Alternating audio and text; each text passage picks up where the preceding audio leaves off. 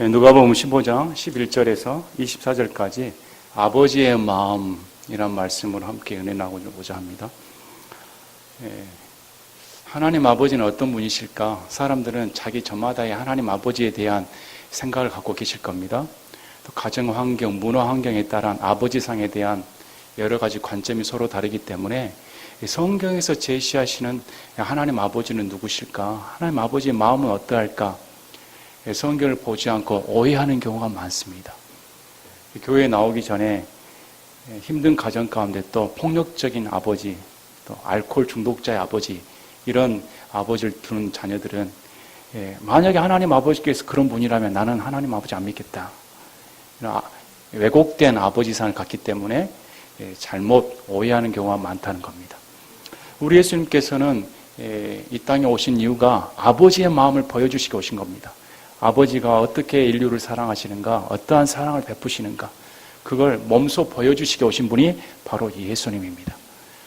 오늘 본문 말씀은 우리 예수님께서 죄인들을 어떻게 사랑하시는가, 죄인들 애타게 기다리시는 하나님 아버지의 마음은 어떠할까, 또 회개하고 돌아오는 탕자에게 베풀어주는 그 사랑의 깊이는 어떠할까 잘 드러나 있습니다. 오늘 본문의 시작은 이렇게 15장 1절에 보입니다. 그때 모든 세리들과 죄인들이 그분의 말씀을 들으러 그분께 가까이 나오니, 예수님께 죄인들이 몰려 들어왔습니다.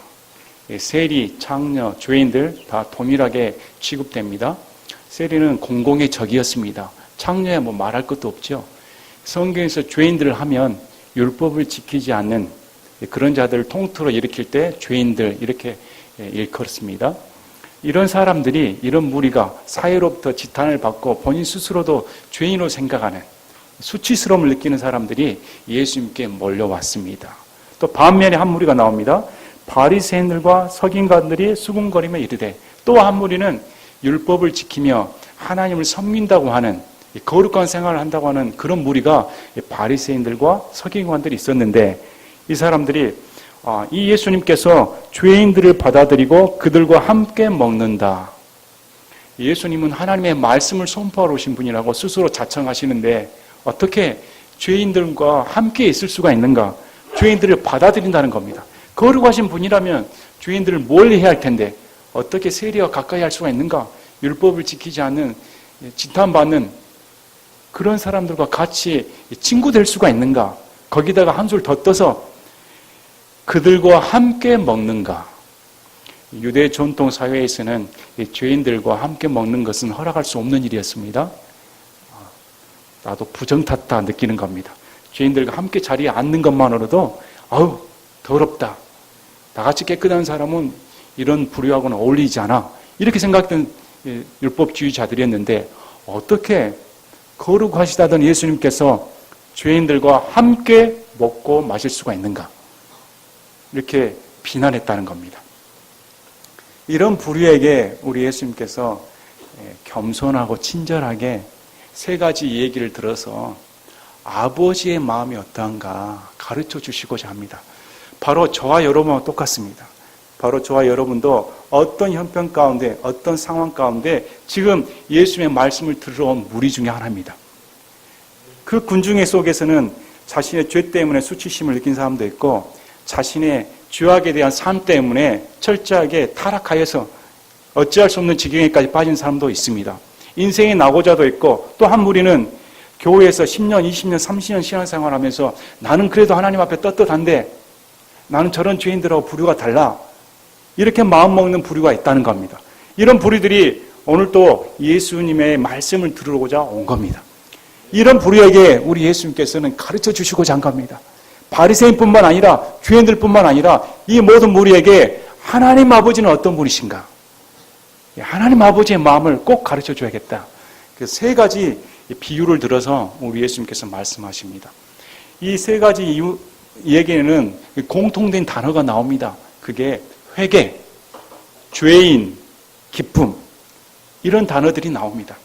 무슨 말이냐면 회개하는 자가 우리 예수님께서 받아주시고 기뻐한다는 겁니다. 그게 점차 증가되면서 오늘 세 번째 얘기에는 그걸 더 자세히 풀어주십니다.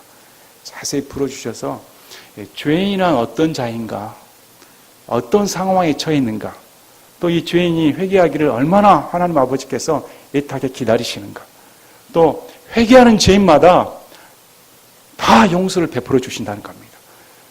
그래서 이런 자들에게 우리 예수님께서 죄인들아 나에게 오기를 꺼리지 말라는 겁니다. 나의 용서는 무한하기 때문에 어떠한 죄인이라도 회개하고 돌이키기만 한다면 다 용서해 주겠다, 맞아주겠다 가르쳐 준 겁니다. 바리새인도 마찬가지랍니다. 바리새인 너희들은 하나님 아버지의 마음을 모르고 정죄하고 있다는 겁니다. 하나님 아버지의 마음은 돌이켜 회개하는 것을 기뻐하시는 분이지 정죄하며 인생의 낙오자가 되어서 파멸을 이루고자 그런 분이 아니시란 겁니다. 그래서 우리 예수님께서 비유를 들어 말씀하시는데 오늘 말씀은 참 저와 여러분이 많이 듣던 말씀입니다. 탕자에 비유하면 아버지께서 얼마나 탕자를 사랑하시는가 안아주는 모습이 눈에 선하기도 합니다. 또 그림으로도 많이 표현되어 있는 그런 아름다운 장면을 묘사한 글입니다. 그러면 오늘 본문 말씀에 들어가겠습니다. 지금 이 얘기를 듣는 무리는 죄인들과 바리새인들입니다. 또 그분께서 이르시되 어떤 사람에게 두 아들이 있었는데 그 중에 작은 아들이 자기 아버지에 이르기를 아버지여 재산 중에서 내게 돌아온 몫을 주소서 하니 아버지가 자기 살림을 그들에게 나누어 주매. 지금 예수님께 나온 이 세리들과 죄인들은 하나님 아버지의 사랑이 어떠할까, 나의 이 지금 삶을 어떻게 받아주실까 염려가 있었을 겁니다. 두려움도 있었을 겁니다. 또 이 바리새인들은 율법주의자이기 때문에 과연 예수님의 말씀 중에 뭐가 틀린 게 있는가 다시 꼬집어 보려고 말씀에 귀를 기울였을 겁니다. 그런데 우리 예수님께서 율법을 어기는 아들에 대해서 말을 해준 겁니다. 뭐라고 말하냐면 그 중에 작은 아들이 자기 아버지에 이르기를 내게 돌아올 몫을 주sob소 이렇게 요구하는 겁니다. 상속 재산은 아버지가 죽어야 그때야 물려받는 겁니다. 아주 버릇없는 자녀입니다. 아버지가 두 눈 멀쩡히 뜨고 살아있는데 차라리 지금 살아있는 동안에 내 몫을 주십시오 하고 요구하는 겁니다. 요구하는 겁니다. 요구도 겸손하게 요청하는 게 아니고 내놓으라는 겁니다. 이것은 바리새인들 들었을 때 처음 맞아야 할 죄목입니다. 아버지께서 살아계심에 불구하고 아버지의 뜻을 반항하여서 되들리시 돈을 요구하는 것은 유대 율법 사이에서 부모의 명령에 순종하지 않는 경우는 이건 내도로서는 안 되는 죄목인 겁니다. 이 율법자들이 들었을 때는 그렇다. 저와 작은 아들은 하나님의 법을 어기고 어떻게 아버지가 살아있는데 요구할 수 있는가? 벌을 받아야 마땅하다. 이렇게 생각했다는 겁니다. 자, 어떻게 말했냐면 내게 돌아올 몫을 주소서 이 말에는 몇 가지 뜻이 있는데 첫째는 하나님 아버지를 비유했을 때 이 죄인들은 하나님 아버지의 집을 떠나길 원한다는 겁니다. 하나님 아버지의 보호함을 받기 싫다는 겁니다. 이 아들은 이제 아버지와 같이 살고 싶지 않습니다. 아버지의 보살핌은 필요 없습니다. 내게는 더 나은 자유가 있습니다. 아버지 곁을 떠난다면 난 더 잘 될 겁니다. 이런 욕망이 파고든 것이죠. 아담과 이브도 똑같습니다. 아담과 이브도 하나님의 말씀을 듣는 것보다는 저 선악과를 따 먹으면 더 잘 될 것이다. 이런 유혹을 받은 것이죠. 이 작은 아들도 마찬가지입니다. 작은 아들도 그 돈, 목만 있으면 나는 더 번창할 것이다. 이 아버지 품을 떠나 보란듯이 나는 잘 살겠다. 이것이 죄인들의 속성입니다. 죄인들은 아버지를 앞에 보호받는 것을 간섭으로 생각합니다. 하나님 아버지 없이 내 마음대로 산다면 나는 얼마든지 떳떳하게 잘 살 수 있다. 이런 마음을 품을 수 있는 게 죄인들의 속성인 겁니다. 자, 하니 아버지가 자기 살림을 그들에게 나누어 주매.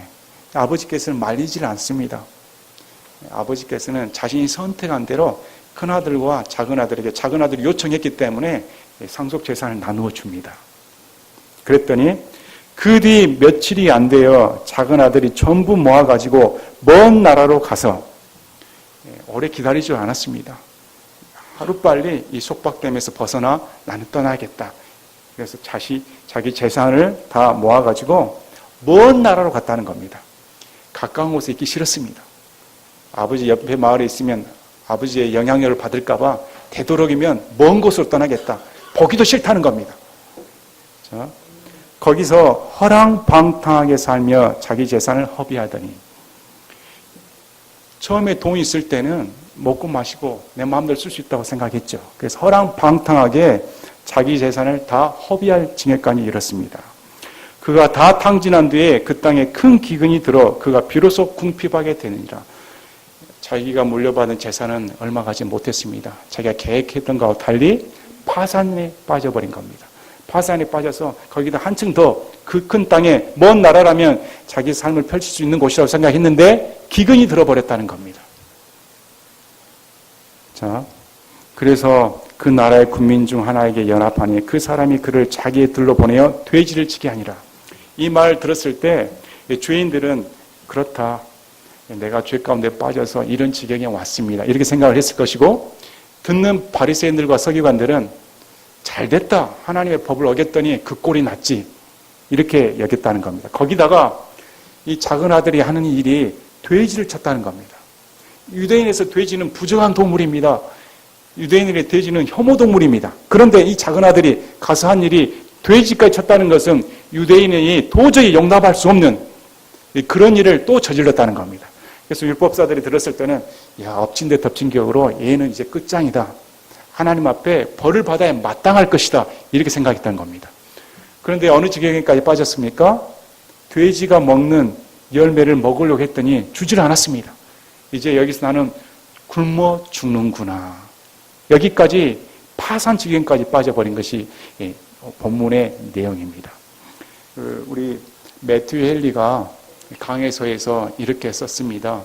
이 작은 아들이 이 죄인들과 똑같은 지경인데 어떤 점에서 공통점이 있는가? 첫째, 죄인이라는 것은 죄라는 것, 하나님 아버지와 멀리 떨어져 있는 것이다.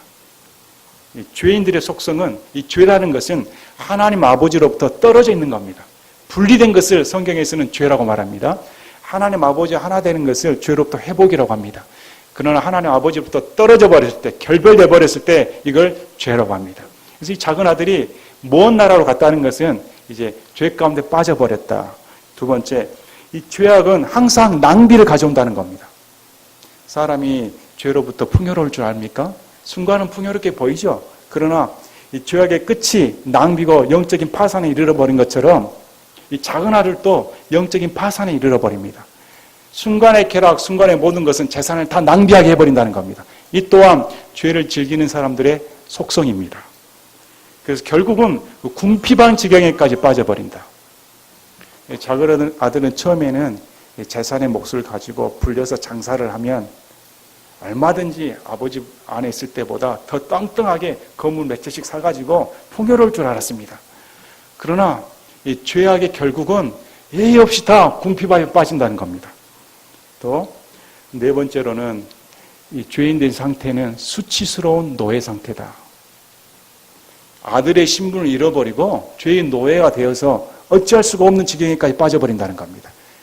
지금 돼지를 치는 노예 상태까지 빠져버린 겁니다. 그 다음에 끊임없는 불만족을 가져다 준다. 마치 마약처럼 더 섭렵할수록 만족할 수가 없다는 겁니다. 궁핍해졌으면, 기근이 들었으면 바로 이 작은 아들은 돌아갔어야 할 텐데 돌아가질 않습니다. 그래서 돼지 치는 직업에까지 그 지경까지 빠졌을 때 굶겨 죽는구나, 그 심정까지 갔을 때 결국은 돌이킵니다. 이 죄악의 속성이 그렇다는 겁니다. 그 다음에 죄인은 다른 것에서는 위로를 받을 수가 없습니다. 아버지 품 외에는 세상에 나가서 먼 나라에 가서 그렇게 흥청망청에 산들 진정한 위로를 받을 수가 없다는 겁니다. 그 다음에 결국 이 죄된 인간은 죽음의 상태에 빠져버립니다. 굶어 죽는다 하는 것처럼 이 죄인이 된 심정은 오늘 성경에서도 우리 아버지의 고백이 어떻게 나오냐면, 이는 죽었던 자가 살아났다. 잃어버렸던 자를 나는 찾았다. 성경에서는 하나님 아버지와 결별돼 버렸을 때 영적으로 죽음을 맞이했다. 죽은 자로 봐버린 겁니다. 이런 지경에까지 빠졌다. 성경에 나옵니다. 그런데 보십시오. 18절에 내가 일어나 내 아버지께 가서 그분께 이르기를 아버지 내가 하늘을 대적하여 죄를 짓고 아버지 앞에 죄를 지었사오니, 이 마음 가운데 이 아버지 앞에 죄를 지었다는 마음이 들었습니다. 물론 그 앞절에 보면 이렇게 나옵니다. 그제야 그가 정신을 차리고 이르되 내 아버지께는 빵이 풍족하여 나누어 줄 수 있는 품꾼이 얼마나 많은가. 그런데 나는 굶어 죽는구나. 자, 지금 작은 아들이 뭐라고 말하냐면 그제야 정신이 들었다 이렇게 나옵니다. 죄악에 빠진 사람들은 성경에서 미친 사람으로 나옵니다. 미친 사람은 자기가 미친 줄 모릅니다. 죄를 저지른 사람은 자기가 죄인 줄 모릅니다. 그래서 성경에서는 이 세상에 있는 사람들이 예수님 앞에 나오지 않을 때는 다 제정신이 아니라고 본 겁니다. 어떻게 종교적인 행동을 하든 고귀한 인품을 가지든 전부 다 자신을 속이는 것이지, 정신이 들었을 때 내가 죄인이구나 이렇게 나오는 것이지, 죄인을 깨닫지 못한다는 것은 성경에서 미쳤다 이렇게 말한 겁니다. 여러분, 우리가 구원받지 못했을 때 저와 여러분 미쳤습니다. 내 죄를 보지 못했기 때문에 제정신이 없었던 사람들입니다. 그러나 예수 그리스도 십자가에 들어오면 그제야 정신이 드는 겁니다. 야, 내가 죽을 수밖에 없는 죄인이었구나. 돌아가지 않고서는 어쩔 수 없는 죄인이구나. 이렇게 정신이 든다는 겁니다. 여러분, 정신 드셨습니까? 여러분, 정신 드신 적이 있습니까? 그래서 작은 아들이 그 지경에까지 빠졌을 때 정신이 들었습니다. 어찌 보면 이것이 이런 곤란한 지경에까지, 고난의 지경에까지, 어찌할 수 없는 상황에까지 빠진 것이 작은 아들에게는 돌이킬 수 있는 기회였던 겁니다. 여러분 힘드십니까? 여러분 인생 가운데 예수님을 언제 만났습니까? 아마 인생 가운데 가장 공고함을 느낄 때, 그럴 때가 제일 많습니다. 아버지 앞에 달려가지 않고서는 배길 수가 없거나, 과연 하나님이 살아계신다면 나의 이 지경을 어떻게 보실까? 작은 아들이 그 심정이 들었습니다. 이제야 제정신 들어보니까 아버지 품에 있을 때가 얼마나 풍족했는가, 먹고 살기가 얼마나 좋았는가, 얼마나 큰 사랑 안에 보호하심을 받았는가. 그 품을 떠나버렸을 때 내 지경은 어떠했는가. 혐오스러운 돼지들과 함께 지내고 있다니 얼마나 냄새가 더러울까요? 그 오물들이 옷에 묻어있지 않겠습니까? 노예 상태가 어떠했을까요? 떵떵거리며 살았던 그가 타락해버렸을 때 어떤 지경에까지 빠져버렸겠습니까? 아무도 그를 도와주질 않습니다. 죄의 친구들 다 빠져가 나가버립니다. 그들은 돈을 보고 모였지, 돈이 없어진 순간 모든 친구들 다 없어져 버립니다. 누구나 그 곁에 서서 위로할 자가 없다는 겁니다. 어찌할까? 제정신이 들었다는 겁니다. 여러분, 여기 나오신 분은 다 제정신이 들길 바랍니다. 제정신이 들어서 내가 하나님 앞에 돌아가야겠다. 그분 앞에 모든 위로와 만족이 있다. 그분이라면 나의 상황을 역전시킬 수 있는 유일한 도우심의 하나님이시다. 이런 믿음이 있으십니까? 자, 그랬더니 보십시오. 내가 일어나 내 아버지께 가서, 그 마음 가운데 제정신이 들어서 이제 일어나서 가야겠다는 겁니다. 그분께 이르기를 내가 죄를 지었습니다. 고백하겠다는 겁니다. 자, 성경에서는 지정의가 나옵니다. 회개에는 지정의가 다 필요한 겁니다. 알고 정신을 차리고 그 다음에 마음 가운데 내가 죄인이구나, 이 마음속에 들어옵니다. 의는 행동으로 나가는 겁니다. 거의 가만히 있지 않습니다. 그가 그 자리에 일어나 아버지께 갑니다. 회개의 세 가지 요소는 항상 이렇게 나옵니다. 오늘날의 거짓된 가르침 중에 하나가 거듭나야 회개할 수 있다, 이렇게 가르치는 데가 있습니다. 자, 성경에서 어떻게 말합니까? 아버지께서 분명히 이렇게 말씀했습니다. 이 아들은 죽었다고 말합니다. 그런데 거짓된 교리 중에 하나가 사람이 본질상 죽어버렸기 때문에 회개할 능력이 없다는 겁니다. 회개할 능력이 없어서 하나님께서 강권적으로 역사해서 이 사람을 다시 태어나야 회개할 수 있다. 본문은 어떻게 나옵니까? 그렇게 나오질 않습니다. 하나님께서는 의지까지 간섭하지 않습니다. 작은 아들이 깨닫고 돌이켜서 회개했을 때 용서가 있는 겁니다. 성경에는 철저하게 회개가 먼저인 겁니다. 회개 없는 용서는 없습니다. 회개 없는 구원은 없는 겁니다. 회개 없는 다시 태어남은 없는 겁니다. 항상 회개가 먼저입니다. 사도행전 2장에서도 3,000명이 어떻게 말합니까? 우리가 어떻게 할까 했더니 베드로가 회개하고 죄들의 사면함을 받으라. 먼저 회개인 겁니다. 이 작은 아들처럼 내가 깨닫고 의지적인 발동을 해야 된다는 겁니다. 성경에서 죽었다고 하니까 시체여서 의지를 발동할 수 없다. 그래서 모든 구원의 탓을 하나님 앞에 돌리는 것은 불경스러운 겁니다. 우리는 그런 교리 믿지 않습니다. 구원은 철저하게 본인이 자유선택을 해서 내가 하나님 뜻을 따를 것인가 말 것인가 결단하고 가야 되는 겁니다. 그래서 제정신이 들어야 되는 겁니다. 성경에서 말씀하신 것처럼 오늘날 강단에서 설교는 죄인들로 하여금 제정신 차리게 해줘야 되는 겁니다. 당신들의 상태가 어떠한가? 이곳에 나왔으면 누구를 만나야 되는가? 알아야 하나님께 돌이킬 거 아닙니까? 그런데 이 작은 아들은 그 복된 길을 택한 겁니다. 여기서는 내가 죽기 때문에 내가 살아날 방법은 아버지께 돌아갈 수밖에 없다는 겁니다. 여러분 그러시길 바랍니다. 여러분의 환경 가운데, 여러분의 삶 가운데 오직 우리가 살아갈 길은 아버지 품에 돌아가는 길입니다. 자, 19절에 더 이상 아버지 아들이라 불릴 자격이 없나이다. 나를 아버지의 품꾼 중 하나로 삼아주소서 하리라 하고 이제 자기는 자격이 박탈됐다는 겁니다. 아버지께 그렇게 대들고 재산을 내놓으라고 했기 때문에 또 먼 곳에 가서 아버지 꼴도 보기 싫다. 근데 그 재산을 떵떵거리며 불려서 나온 게 아니고 다 탕진해 버렸으니 아버지가 읽어놓은 재산 다 없애버렸으니 어떻게 감히 무슨 낯을 들고 아버지께 돌아갈 수가 있는가. 나는 도저히 창피해서 못 돌아간다. 차라리 노예라도 그 종이로라도 삼을 수 있다면 거기서 살 수가 있겠다. 이런 마음을 들었다는 겁니다. 회개가 이렇습니다. 회개는 떳떳하게 얼굴 들고 하나님 앞에 나오는 거 아닙니다. 회개는 나를 증거하면서 하나님께 나오는 거 아닙니다. 회개는 철저하게 하나님 앞에 무너지는 겁니다. 철저히 하나님 앞에 나는 죽어 마땅할 죄인입니다. 나는 하나님 앞에 도저히 사랑받을 수 없는 그런 죄인입니다. 용서받을 수 없는 그런 죄인입니다. 이게 참된 회개인 겁니다. 자, 그랬더니 보십시오. 일어나서 자기 아버지께로 가니라. 거기서 가만히 생각만 하고 있는 거 아닙니다. 그건 회개가 아닌 겁니다. 회개는 행동이 뒷받침돼야 되는 겁니다. 자신의 삶에서 그 터전에서 일어나서 아버지 집으로 갔다는 겁니다. 자신의 삶의 터전은 어디였습니까? 먼 나라, 지금으로 말하면 이 세상 가운데 쾌락을 추구하는 모든 온 땅을 말합니다. 이 온 땅 가운데 나는 더 이상 거처할 수가 없다. 이제 아버지 땅으로 가야겠다는 겁니다. 여기서는 주저앉아 죽을 수밖에 없기 때문에. 그래서 회개라는 것은 자신의 삶의 터전에서 자신의 죄악된 삶에서 벗어나 일어나 발딱 나가는 겁니다. 자신이 사는 것이 더러운 곳이었다면 여러분 돼지 시궁창 가보셨습니까? 얼마나 냄새납니까? 여러분보다 돼지처럼 칠 수 있겠습니까? 얼마나 더러워요. 그 어물들, 냄새들, 꽥꽥거리면서 하는 돼지들. 아마 코를 막고 여기는 돼지 우리는 가기도 싫다 그럴 겁니다. 그런데 그 자리에 계속 있을 수가 있겠습니까? 죄가 그렇다는 겁니다. 죄도 우리에게 어물을 튕깁니다. 냄새를 풍기게 합니다. 거기에 젖어들어서 자신이 알지도 못하게 사람을 완전히 노예 상태로 만들어버리는 겁니다. 그 상태를 깨달았다면 일어나서 그 자리를 떠나야 되는 겁니다.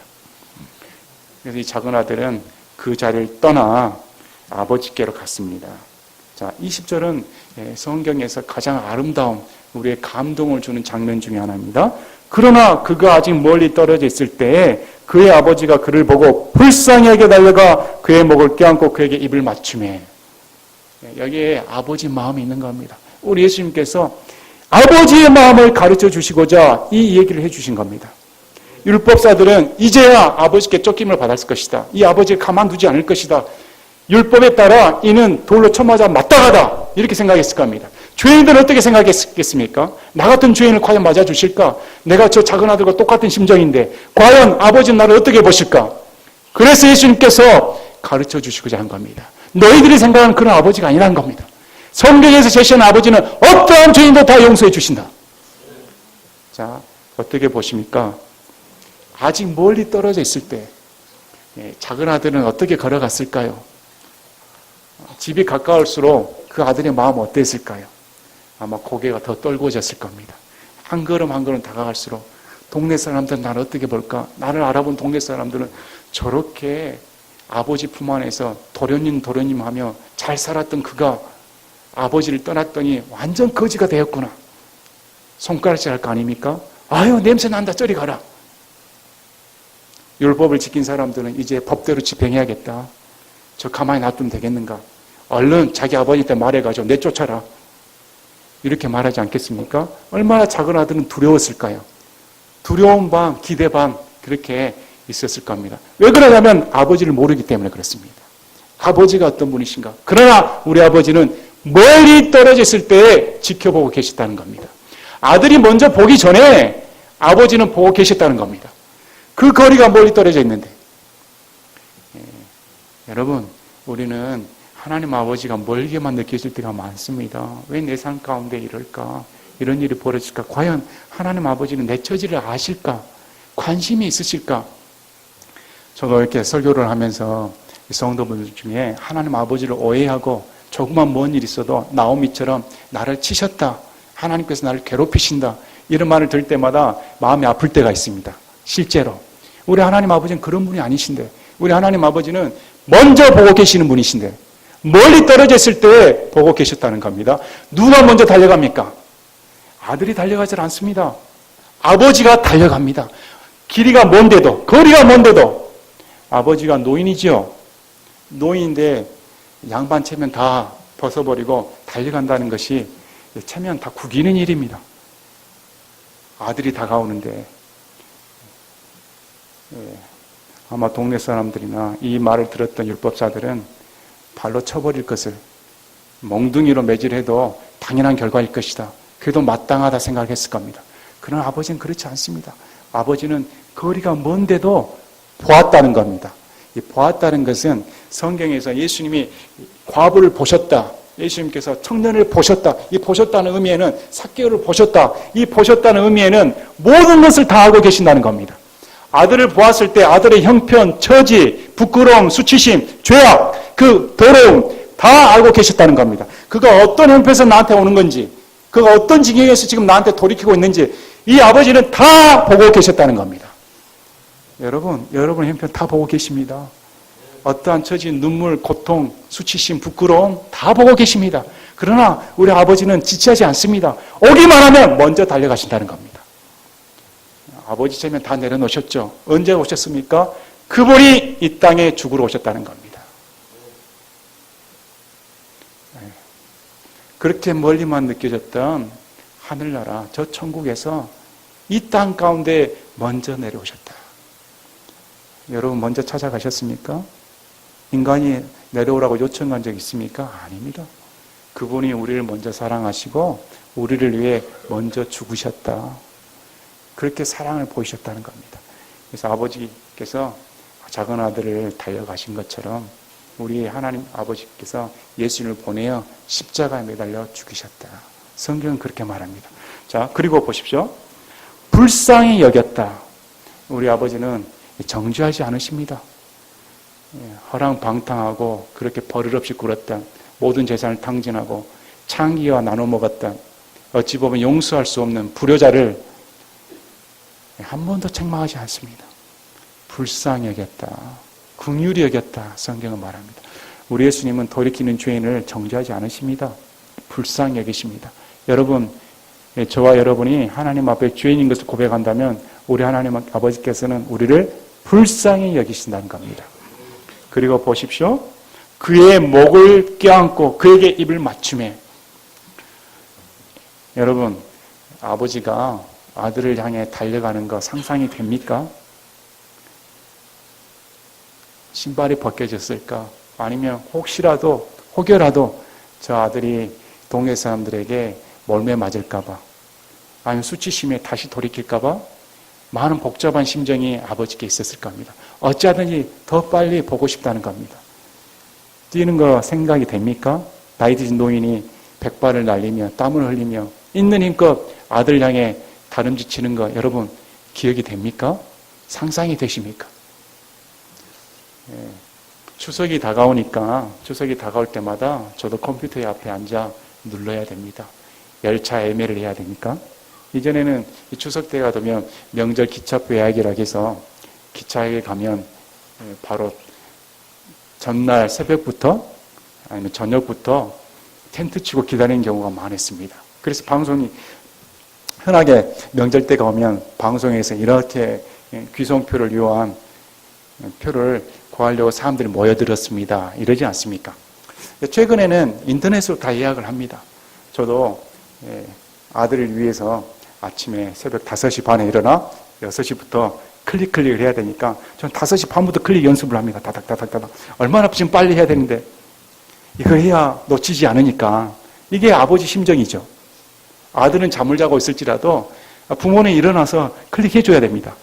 근데 성공하면 괜찮은데 실패하면 안 되거든요. 무조건 성공해야 되니까. 6시 딱 되자마자 부득도 했는데 제 심박수가 그렇게 떨린 적 없었습니다. 이 심박수 떨리는 소리가 귀에 들릴 정도로 여러 차례 해보니까 처음에 제가 시도할 때는 대기순번 6,000번이었습니다. 두 번째 할 때는 3,000번이었습니다. 이번에 할 때는 컴퓨터 2대 놓고 막 했더니 760번대였습니다. 그래서 6시에 딱 하자마자 6시 3분에 바로 표를 다 끊었습니다. 아마 이 세상에 대한민국의 부모님들은 다 그렇게 하실 겁니다. 부모의 심정은 자녀들을 위해서 그렇게 아낌없이 희생을 합니다. 그런데 하나님 아버지는 어떻겠습니까? 하나님 아버지는 자신의 자녀들을 위해 모든 걸 내놓는다는 것입니다. 그래서 자, 아들은 그 옷에서 냄새 났습니다. 잘 씻었겠습니까? 풍긴 것은 돼지 오물 냄새지요. 얼마나 허름했을까요? 근데 아버지가 깨어나면 아버지도 냄새 같이 맡는 거 아닙니까? 좀 씻고 나서 기다리자. 우리가 아버지라면 더러우니까 일단 씻고 나서 차분히 우리랑 얘기하자. 어떻게 살았는가, 또 어떻게 할 것인가 우선 얘기하고 따져보자. 이게 아버지 같은데, 세상 아버지 같은데 하나님 아버지는 일제 묻지 않습니다. 일제 죄에 대해 묻지 않습니다. 일제 손가락질하지 않습니다. 아멘. 이사야서 1장 18절에 오라 우리가 서로 변론하자. 너희 죄가 진홍 같을지라도 눈같이 지게 될 것이요 너희 죄가 붉을지라도 양털같이 지게 되리라. 그 문 앞에 나오면 어떤 죄인도 다 용서받는다는 겁니다. 한 번도 어떤 죄를 저질렀어, 내가 왜 그렇게 살았어, 이 몹쓸 놈아, 내가 그럴 줄 알았다, 이런 말 나오지 않습니다. 모든 걸 덮어두십니다. 아버지의 사랑은 우리의 모든 죄와 허물을 덮어버립니다. 기억하지 않으신다는 겁니다. 이미 아버지의 기억 속에는 그동안의 삶, 아들의 부패, 아들의 죄악성 다 잊어버린 겁니다. 나왔기 때문에 내 눈앞에 들어온 이상 이는 내 아들이라는 겁니다. 그래서 그냥 껴안아 버립니다. 껴안고 입을 맞췄다는 것은 아들의 지위를 인정했다는 겁니다. 용서해줬다는 겁니다. 더 이상 묻지 않겠다는 겁니다. 아멘. 아버지의 사랑은 우리가 상상 이하입니다. 아마 이 말씀을 들었던 죄인들은 깜짝 놀랐을 겁니다. 세리들과 죄인들은 어떻게 그런 아버지의 사랑을 나한테 보여줄 수 있는가? 반면에 율법사들은 그럴 수 있는가? 율법대로 처단해야지 어떻게 안아줄 수가 있다는 말인가? 그래서 누가복음 19장 10절에 사람의 아들이 온 것은 잃어버린 것을 찾아 구원하려 온 것이라. 정죄하러 오신 것이 아닙니다. 그분은 찾아서 믿지 않는 자들, 잃어버렸던 자들을 구원시키기에 우리 예수님께서 오셨다.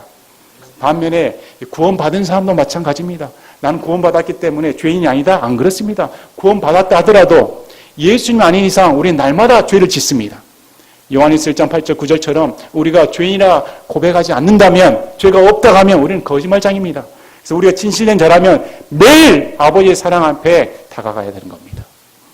그래서 아버지는 한 번도 우리에게 책망하지 않으시고 아껴주셨다. 그래서 보십시오.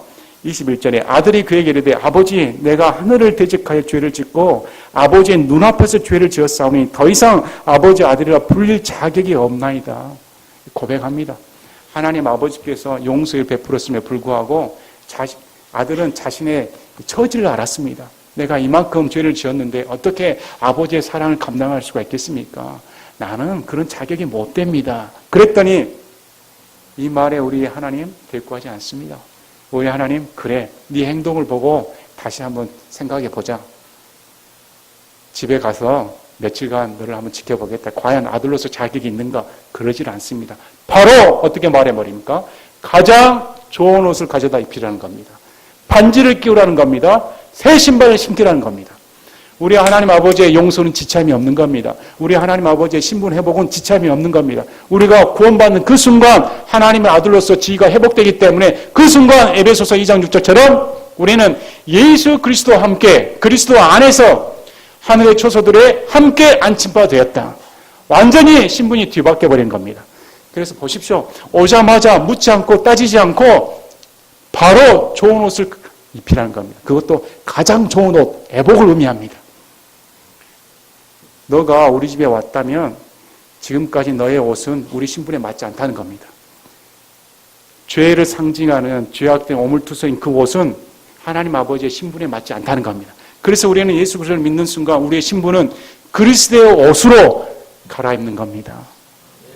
그리스도의 옷으로 하나님의 가족의 일원으로서 더 이상 죄의 상징, 오물의 상징이 누더기는 벗겨버린 겁니다. 아멘. 그 다음에 어떻게 하십니까? 반지를 끼우라는 겁니다. 반지는 상속자입니다. 아들의 권위를 상징한 겁니다. 반지를 끼워줌으로써 너는 내 아들이 맞다는 겁니다. 이것은 오늘날 복음처럼 성령의 인치심을 상징하기도 합니다. 성령께서 하나님의 아들이라 보증을 해주신다는 겁니다. 그 다음 세 번째, 신발을 신기라는 겁니다. 이것은 너의 비참한 상태를 말해줍니다. 작은 아들은 신발이 없었죠. 아마 갔을 때는 신발을 신고 갔을 겁니다. 그런 노예가 돼서 죄악된 삶을 살다 보니 신발도 찢기고 다 찢기고 죄악된 투성이, 그 발은 죄악을 누볐던 그 상징이었습니다. 노예의 상징이었기 때문에 하나님 아버지께서, 아버지가 그걸 보고 신발을 신겨라. 자유인이라는 겁니다. 너는 노예가 아니다. 자유이다. 너는 품꾼이 아니다. 이 세 가지를 바로 동시에 해주시면서 어떻게 말합니까? 살진 송아지를 잡으라는 겁니다. 잔치를 벌이겠다. 하나님 아버지께서는 저와 여러분을 위해 잔치를 예비하셨습니다. 하나님 아버지께서는 돌이키는 여러분을 위해 잔치를 예비하셨습니다. 시골에 가면 귀한 손님 오고 귀한 행사가 있을 때 소 한 마리 잡아야지. 집안 살림이 아깝지 않다는 겁니다. 나에게 너무 큰 축복이기 때문에 이런 소 한 마리쯤은 그대들을 위해 난 충분히 내놓겠다. 우리 하나님께서 그렇습니다. 당시에 가장 귀한 재산이었던 살진 송아지를 내 아들을 위해 다 내놓겠다는 겁니다. 그리고 온 동네에게 잔치를 벌이겠다. 왜 잔치를 벌이냐면 죽었던 내 아들이 살아 돌아왔기 때문에, 잃어버렸던 내 아들이 돌아왔기 때문에. 아멘! 여러분, 우리 아버지가 이런 분이십니다. 우리 아버지의 마음이 어떠하신가?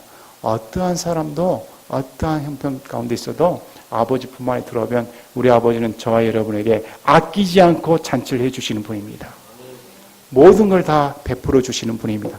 아마도 이 잔치는 이제 우리가 죽고 아니면 휴거되었을 때, 이 세상이 마지막이 됐을 때 저 천국에서 하나님 아버지와 누릴 겁니다.